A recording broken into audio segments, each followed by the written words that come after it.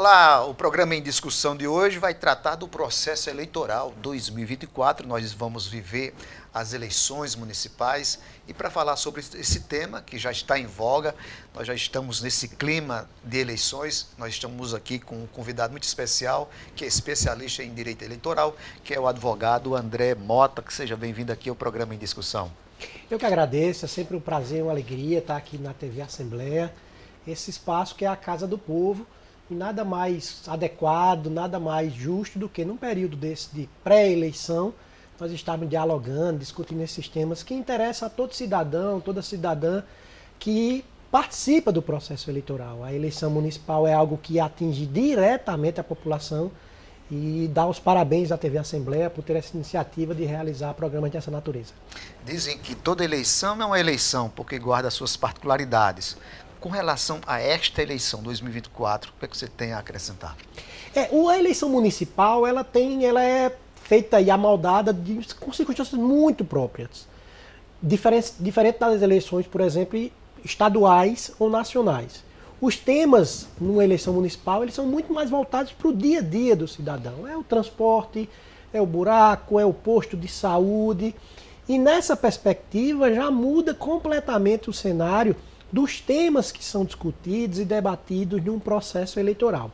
A gente tem nessas eleições cada vez mais o fenômeno das redes sociais sendo algo sempre muito impactante, cada vez mais impactante, porque muda todo o contexto das eleições.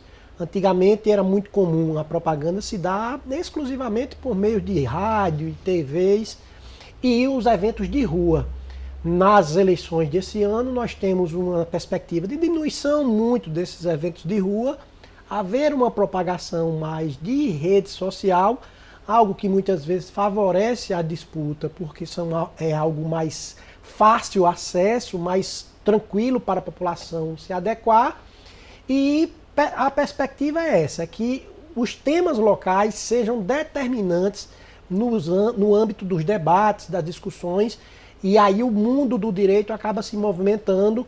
Nós temos cerca de 15 a 20 resoluções do Tribunal Superior Eleitoral, além da lei eleitoral, que é a Lei 9.504/97, que rege as eleições municipais no nosso país há bastante tempo. Nós temos resoluções do Tribunal Superior Eleitoral que sempre se atualizam. Nesse ano, como eu mencionei, são cerca de 15 a 17 resoluções que vão desde a prestação de contas, que é algo que também ganha muito relevo quando nós tratamos de um processo eleitoral em que tem fundo partidário, recursos públicos, fundo especial de campanha, a propaganda propriamente dita. Então, nós temos basicamente tratando de tudo num processo eleitoral. Uma coisa interessante que você falou aí, doutor André, é que essa questão das redes sociais não é apenas das cidades grandes. A gente tem notado que nas cidades pequenas, porque no passado os políticos andavam de casa em casa e até conhecem, né, os eleitores, porque a cidade é pequena, são poucos eleitores. Mas essa ferramenta das redes sociais ela está sendo utilizada também no interior, né, de uma forma intensa como na cidade grande. Você ter um mecanismo como o aplicativo WhatsApp, por exemplo, em que a mensagem ela é direta, objetiva, rápida, acaba transformando todo o processo político. Você tem que efetivamente ter maior controle disso, até por parte dos próprios partidos, candidatos e a justiça eleitoral. Antigamente que você tinha um processo eleitoral em que uma notícia, por exemplo, demorava a reverberar para a população. Hoje em dia isso é instantâneo, é muito dinâmico, muito veloz, muito rápido. E as assessorias, não só do ponto de vista de comunicação, mas também do mecanismo jurídicos, precisam estar extremamente atentas a todo um sistema de controle da própria justiça eleitoral, através de controle, inclusive com o uso de inteligência artificial, para evitar que você tenha a utilização de mecanismos irregulares e ilegais. Há um controle também no que se refere a questões relativas aos crimes contra a honra, que existem também no processo eleitoral. A divulgação de notícias falsas geralmente são afetas ligadas a crimes contra a honra, injúria, calúnia, difamação. E efetivamente a rede social permitiu que isso tivesse um alcance muito maior e muda toda a estratégia política. É interessante porque a LGPD traz a ideia também dessa proteção, mas sem privar ou sem tirar que não aconteça uma censura prévia, né? Então é um gargalo muito difícil para que a Justiça Eleitoral trate isso sem gerar uma censura prévia. Inclusive há dispositivo na lei eleitoral direto sobre isso, que, por exemplo, nos guias eleitorais não pode haver censura prévia. E aí você tem, dentro de uma perspectiva da liberdade de expressão, que é algo muito caro, é algo previsto na nossa Constituição Federal, ao lado do controle da eleição, que não pode também ser um vale-tudo. Como nós colocamos há pouco, você tem crimes que são praticados contra a honra, divulgações de notícias falsas, há todo um mecanismo de controle de desinformação. Dentro do processo democrático, não é pura e simplesmente divulgar qualquer notícia e isso está valendo. Nós temos esse controle da desinformação. Então é um controle fino, um juízo de razoabilidade, de proporcionalidade entre evitar que haja censura prévia, que haja o debate, que haja a manifestação, que todos os competidores políticos possam efetivamente manifestar seus projetos, manifestar suas visões de mundo.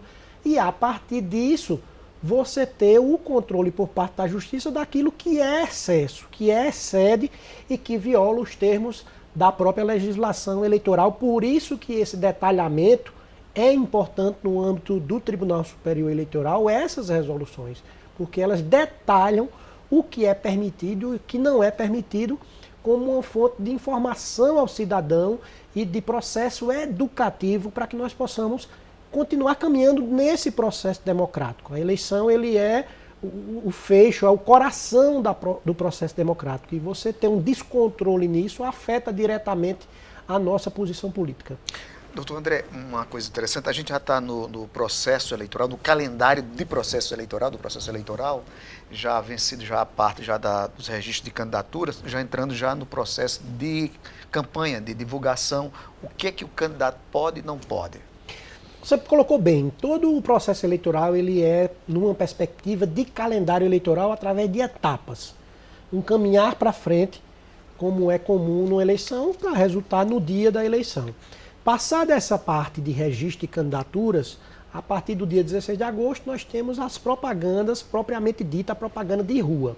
O guia eleitoral ele fica mais para frente, para o dia 30 de agosto, o início da propaganda eleitoral em rádio e TV, o guia eleitoral, mas nessa propaganda de rua, a partir do dia 16, é que efetivamente vai poder ser o pedido de voto. É a grande diferença entre o que a gente chama hoje de pré-campanha e campanha efetivamente. A legislação eleitoral, ele diz que nessa etapa pré-propaganda eleitoral de rua, você não pode pedir voto de forma explícita ou implícita. E aí há esse controle de não mencionar números de candidatos, de você não utilizar de expressões que possam resultar num convite ou num pedido de voto de forma implícita, tipo, estamos juntos, vamos conosco. Mas a partir do dia 16 isso tudo estará liberado. É importante ter cuidado com as redes sociais, porque efetivamente você tem a propaganda oficial do candidato num site registrado na Justiça Eleitoral e você tem um controle muito grande sobre uma série de aspectos no ponto de vista de material impresso. O material impresso exige que haja a colocação do CNPJ do candidato. Quando o candidato faz o pedido de registro de candidatura, gera um CNPJ, é constituído uma pessoa jurídica do candidato para fins de prestação de conta posterior. E no material impresso é obrigatório conter o CNPJ do candidato e de quem forneceu com a tiragem. Isso no material impresso. No material de rede social, isso não é obrigatório, essa informação do CNPJ. Mas deve conter o nome do vice-prefeito, no caso de candidaturas a prefeito, a majoritária, prefeito e vice-prefeito. Deve conter também o nome dos partidos que formam a coligação majoritária também. É algo que é muito comum também haver alguma falha, algum problema dessa natureza. E ter cuidado também, algo que é muito comum no processo eleitoral, a divulgação de pesquisas que não foram devidamente registradas no processo eleitoral. E nesse caso, a multa da lei eleitoral ela é muito dura. R$ 53 mil, no mínimo, para quem divulga pesquisa falsa. E o que é pesquisa falsa? É aquela pesquisa que não está devidamente registrada no Tribunal Superior Eleitoral. Para se fazer uma pesquisa oficial, é necessário registro, é necessário um número de protocolo, há todo um controle e muitas vezes no afã de querer ajudar, algum eleitor descuidado publiciza algo que não tem o devido registro e pode ser passível de receber essa punição. Em outras palavras, você faz uma pesquisa que não é registrada no TRE e você divulga pelas redes sociais, já cometeu o crime então?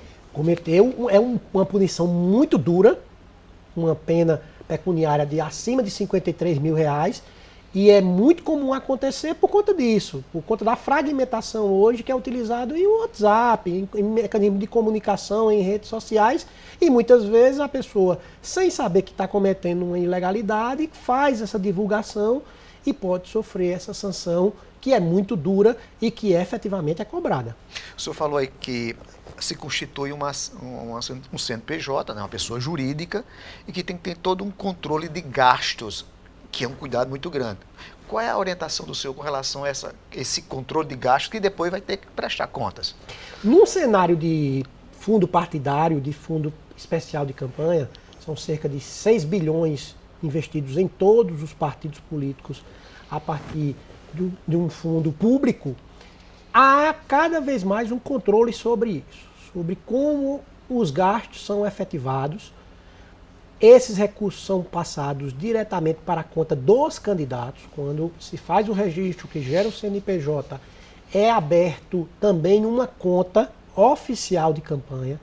Todos os gastos de campanha devem passar por essa conta oficial, com recibos, notas fiscais, informação em 24 horas do recebimento e do desembolso, do pagamento dessas despesas. Todas as despesas que se referem à campanha devem ser devidamente registradas. A legislação eleitoral ela é tão cautelosa que ela exige, inclusive, a participação de um contador e de um advogado de forma obrigatória numa campanha para prestação de contas. Então, são medidas que todo o candidato precisa estar atento. Uma vez havendo a não prestação de contas, inclusive, o cidadão se torna inelegível para o processo eleitoral seguinte. É algo muito comum acontecer. Terminou o processo eleitoral, no caso principalmente daqueles que não lograram êxito, muitas vezes não compreendem a relevância e a importância de efetivar e de finalizar a prestação de contas. Deixam tramitar o processo e têm considerado as suas contas não prestadas. Num processo futuro, está impedido porque não tem a quitação eleitoral. E nos casos de quem presta conta e a justiça entende que aquelas prestações de contas não estiveram dentro daqueles gastos da arrecadação produzida, através de recibos, de notas fiscais, das devidas comprovações, pode ser determinada a devolução do valor tido como irregular e uma aplicação de multa, o que também se constitui numa penalidade extremamente severa, extremamente grave. Então, você candidato, você candidata, observe todos esses mecanismos de prestação de contas para que no futuro você não venha a ter dores de cabeça em relação a fatos que poderiam ter sido sanados a seu tempo e modo. Muito bom. Nós vamos agora ao intervalo e daqui a pouco nós voltamos com esse assunto falando sobre eleições municipais 2024. Só daí a gente volta em instantes.